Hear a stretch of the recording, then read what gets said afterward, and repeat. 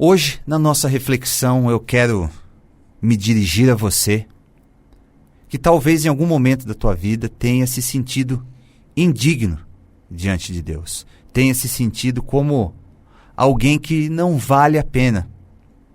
Talvez até na tua vida você tenha tido essa devolutiva de pessoas que fazem parte ou que fizeram parte da tua vida, te dando essa impressão de que você é alguém que não vale a pena por conta dos teus erros, por conta das tuas falhas, por conta daquilo que ainda precisa ser aprimorado na tua vida. E hoje eu quero fazer diferente, eu não quero embasar a nossa reflexão em um verso da palavra de Deus, e nem por isso nós vamos deixar de entender aquilo que Ele deseja para a tua vida. E na verdade, ao invés de um versículo ou de um texto, eu quero deixar ao longo da nossa conversa várias referências para você, que de repente se enxerga como alguém que não vale a pena. Porque são muitos os momentos ao longo da nossa vida em que nós nos sentimos indignos diante de Deus. E eu sei que esse sentimento de indignidade, ele gera um bloqueio no relacionamento do ser humano com o Pai. Isso é natural, acontece com todas as pessoas. E eu quero te lembrar, talvez você já saiba disso, e eu quero te lembrar de duas coisas que são de fundamental importância para a sua caminhada com Cristo. Mais do que isso, para uma caminhada leve com Cristo, aonde você não se desvalorize e você entenda que os teus erros não fazem Deus virar as costas para você. A primeira coisa que eu quero te lembrar é que o Pai, ele não busca os perfeitos. Ele simplesmente não está interessado naqueles que não erram. Na verdade, naqueles que não erram, não. Porque não existe aquele ser humano que não erra. Ele não está interessado naqueles que sentem, que acham, que pensam que não erram. Porque ele busca, ele está à procura daqueles que, apesar dos erros, seguem em frente para uma vida diferente. Que, apesar das falhas, sabem que aquela falha não define toda uma caminhada e segue adiante, buscando ser melhor amanhã do que foi hoje. Ele deixa claro lá em Marcos, capítulo 2, verso 17, quando ele diz que ele não veio para os justos, mas ele veio sim para chamar os pecadores ao arrependimento. E mais uma vez, em João 8,11, quando Jesus fala àquela mulher pega em adultério, quando ele diz, vai e não peques mais. Segunda coisa que você precisa lembrar é que a dignidade que você precisa para estar diante de Deus não vem de você e também não vem daquilo que você faz, ou seja, das tuas obras. Mas a dignidade que você precisa para estar diante de Deus vem do próprio Jesus, que morreu na cruz para pagar por todos, não por alguns. Mais uma vez eu digo, para pagar por todos, não pela maioria, para pagar por todos os nossos pecados. Nada de bom vem de nós mesmos. Tudo aquilo que a gente tem de bom vem dele. Porque lá em Isaías 53, verso 5, lá no Antigo Testamento, fala que ele foi ferido por causa das nossas transgressões. Ele foi moído por nossas iniquidades, e o castigo que nos traz a paz estava sobre ele. E pelas suas pisaduras fomos sarados. Então, toda a dignidade, toda a santidade, toda a reverência, tudo aquilo que você precisa para entrar diante de Deus, como a Bíblia diz, com ousadia, não vem de você. Você pode entrar diante de Deus hoje, porque Jesus um dia morreu na cruz para perdoar, para pagar a tua dívida e te deu acesso livre ao Santo dos Santos. Eu quero também aqui te lembrar de outras pessoas que você conhece e que aos olhos de muita gente também não valiam a pena. Muitas pessoas que você conhece do texto bíblico e que ao longo do tempo olharam para eles e falaram, essa aquela não valem a pena. Em primeiro lugar, eu quero te lembrar lá do endemoniado da cidade de Gadara, de Lucas 8. A Bíblia fala que esse homem estava há muito tempo possesso por demônios. E ali naquela cidade, todo mundo já o conhecia como um personagem quase folclórico da cidade. Mas, na verdade, ninguém se importava com ele. Ninguém nunca havia feito nada por ele. E quando Jesus expulsa aqueles demônios e liberta aquele rapaz, aquelas legiões entraram então em uma manada de porcos que se precipitaram ali de um precipício. Aí então, e somente aí, o prejuízo financeiro que ocorreu daquela manada de porcos que valia muito dinheiro na época, quando eles pulam daquele penhasco, o prejuízo financeiro fez surgir algum sentimento até então inexistente naquelas pessoas da cidade de Gadara em relação àquele rapaz. E qual o sentimento, em primeiro lugar, que aflorou? A raiva, por conta do prejuízo monetário que eles tiveram. E eles acabaram expulsando Jesus e os seus discípulos daquele lugar. O prejuízo financeiro mexeu com eles, mas o prejuízo humano daquela vida nunca havia tocado no coração de ninguém. Em Gadara, eles gostavam mais dos porcos do que das pessoas. Aos olhos humanos, aquele rapaz não valia a pena. Em segundo lugar, o adversário injusto, ou seja, Malco, que está lá em João capítulo 18, verso 10. Jesus, em sua hora mais difícil, ele mostrou quem ele era e a que ele tinha vindo. Ele simplesmente curou, ele restaurou a orelha daquele que estava ali para prendê-lo injustamente.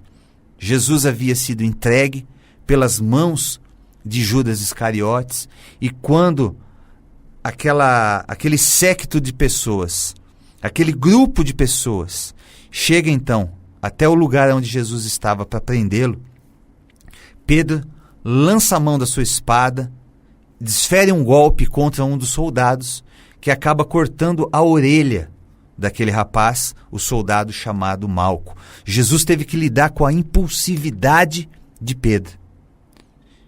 Então, Jesus se levanta, cura aquele rapaz do ferimento causado pela espada de Pedro, apesar de Malco estar ali para levar Jesus para a sua morte. Aos olhos humanos, Malco era alguém que não valia a pena. A mulher adúltera que Jesus perdoa, lá em João 8, já falamos dela. Aquela mulher se encontrava rodeada por alguns dos seus piores adversários naquele momento. Ela estava sendo acusada de cometer adultério. Ela estava diante daqueles homens que eram ninguém mais, ninguém menos do que os seus acusadores, seus juízes e também os seus carrascos. Ou seja, eles acusavam, eles definiam a pena e aplicavam a pena que eles julgavam por bem. Não era um julgamento justo. Ela seria morta a pedradas. Apenas ela. O homem que estava com ela no ato de adultério também estava cometendo adultério. Mas veja que ele não foi acusado.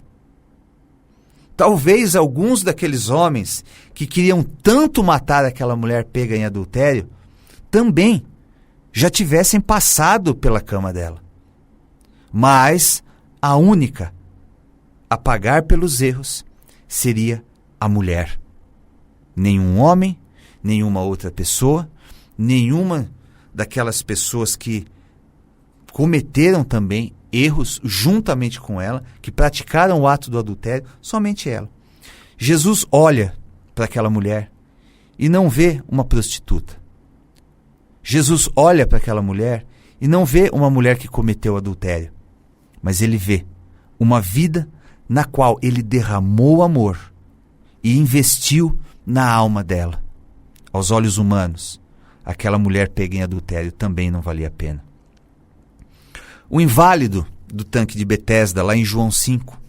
Para a sociedade, talvez até para a própria família. Aquele homem que estava ali ao lado do tanque de Betesda, esquecido às margens do tanque de Betesda há 38 anos, ele era alguém que não valia a pena. A própria família talvez já o tivesse abandonado. Ninguém mais se importava com ele. Ele era ignorado até pelos outros doentes que estavam ali em busca de cura e cortavam a fila e passavam à sua frente. Ele não era digno de ser notado diante dos olhos humanos. Mas Jesus, com olhos de amor, que são os mesmos olhos com os quais ele olha para você, passou por ali e notou o sofrimento daquele homem. Aos olhos humanos, ele também não valia a pena. A mulher do fluxo de sangue, em Marcos 5, considerada impura segundo a lei, aquela mulher vivia há 12 anos em busca de algo que era humanamente impossível, a sua cura. Privada de uma vida normal, longe de muitas pessoas a quem ela amava, longe das atividades que faziam parte do dia dela, ela estava esquecida pela medicina e também pelos demais, que queriam sim distância dela por ser considerada impura. Sem recursos, já que ela havia gastado tudo com a medicina sem obter nenhum tipo de cura, tudo que ela tinha foi gasto com os médicos. A partir daquele momento, acabaram-se os recursos daquela mulher. E aos olhos humanos, ela também não valia mais a pena. O corrupto Zaqueu, de Lucas 19, que era um coletor de impostos duplamente odiado pelas pessoas. Considerado um corrompido porque ele desviava para si boa parte dos recursos dos impostos que ele arrecadava. Porque Roma não se importava quanto ele cobraria a mais, contanto que ele entregasse aos cofres romanos um valor determinado. Ele também era mal visto pelos judeus, pois ele coletava impostos para Roma, que dominava a Judéia naquela época. Mas Jesus enxerga no coração de Zaqueu sinceridade e uma vontade real de mudar de vida. Para Jesus, ele valia a pena, porque aos olhos humanos, ele não valia mais nada. E quero falar com você por último, a respeito de Lázaro, aquele que estava morto há 4 dias. Em João 11, o amigo de Jesus, que demorou para incluir o Filho de Deus em seus problemas de saúde e acabou perdendo a vida. Quando Jesus chega em Betânia, onde Lázaro morava, ele já estava morto há 4 dias. Suas irmãs alertaram Jesus que já cheirava mal. Era um caso perdido, tarde demais. Não para Jesus, mas aos olhos humanos, ele não valia a pena. E talvez hoje, você olhe à sua volta, olhe para os seus problemas e ache que não tem mais jeito, que a vida que você viveu até aqui, as escolhas que você fez, estavam todas erradas e hoje a sua vida é um amontoado de situações em meio às quais você nem se reconhece mais. Aos olhos humanos, talvez você não valha a pena, mas Jesus te vê de uma maneira diferente. Você vale a pena. Ele te ama e sofreu a pena para que você pudesse receber dele tudo que é necessário nesse mundo. Ele sofreu a pena de morte para que hoje você tivesse vida. Nesse mundo, assim como nos exemplos que eu dei, foram 7 exemplos. As pessoas nos rotulam, as pessoas nos julgam pelo que nós temos de pior. Nossos defeitos, nossas falhas, nossas fraquezas, nossas dificuldades, os nossos pecados. Mas Jesus não. Ele não nos rotula de acordo com as nossas fraquezas. Ele olha, sim, com um olhar de ternura para você. Simplesmente porque quando ele nos escolheu, ele já estava ciente das nossas limitações. Portanto, quando a gente erra, ele não fica surpreso. Porque ele já sabia de antemão dos nossos erros. E mesmo assim, ele nos chamou. Mesmo assim, ele nos atraiu de maneira irresistível até ele. Então, para encerrar, não se conforme com o seu erro. Busque mudança. Mas também não se impressione com a crueldade, com a maldade daqueles que fazem o papel de acusador na sua vida e insistem em te chamar pelo teu erro. Muita gente sabe apenas o nosso nome e acha que nos conhece. Não, nós somos muito mais do que um nome. Nós somos um amontoado de histórias. Nós somos um acúmulo de experiências. Mas Jesus, ele te conhece e conhece por inteiro. Ele sabe o teu nome, conhece o teu erro e mesmo assim ainda te chama de filho. Então, não se intimide. Busque a cada dia ser mais e mais parecido com Jesus. Essa é a verdadeira proposta do Evangelho. A fé que você carrega é uma arma poderosa que Deus te entregou. E mesmo que a tua fé não transforme as coisas que você precisa do lado de fora, saiba que ela transforma as coisas do lado de dentro de você. E isso influencia diretamente como você lida com as coisas ao seu redor. Então, enfrente a multidão. Enfrente, sim, as suas limitações. Faça a sua parte. Se lembre que você pode ser quem a Bíblia diz que você é. E você pode fazer tudo o que a Bíblia diz que você pode fazer. E mesmo que o mundo olhe para você com olhos de julgamento, achando que você é mais um desses que não vale a pena, lembre-se que Ele morreu para fazer de você tudo aquilo que você não era, mas que na força dele você pode ser a partir de agora. E eu sou Alexis Bortoloso. Todas as terças-feiras nós temos um encontro aqui com um novo episódio do podcast Estação de Luz, que você pode acompanhar também pelas principais plataformas de música e agregadores de podcast. Se esse papo te fez bem, eu peço que você deixe um like, deixe também o seu comentário, se inscreva no canal e compartilhe com alguém que precise ouvir essa palavra. Você pode me encontrar também no Facebook e no Instagram, @AlexisBortoloso, onde escrevo semanalmente sobre diversos assuntos, incluindo teologia, espiritualidade, psicanálise, filosofia e outros temas que nos fazem crescer como seres humanos. Um grande abraço e até a próxima.